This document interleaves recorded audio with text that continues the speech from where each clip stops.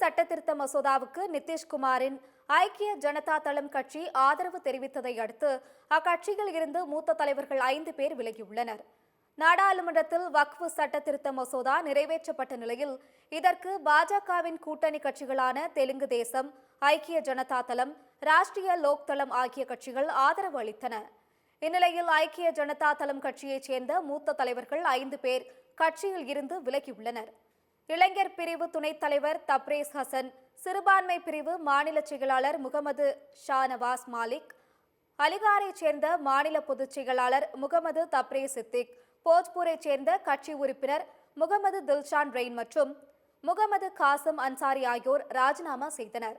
வக்ஃபு சட்ட திருத்த மசோதாவுக்கு ஐக்கிய ஜனதா தளம் கட்சி ஆதரவு அளித்திருப்பது இஸ்லாமியர்களின் நலன்களுக்கு தீங்கு விளைவிப்பதாக உள்ளது என்று கட்சியில் இருந்து விலகிய மூத்த தலைவர்கள் விளக்கம் அளித்துள்ளனர்.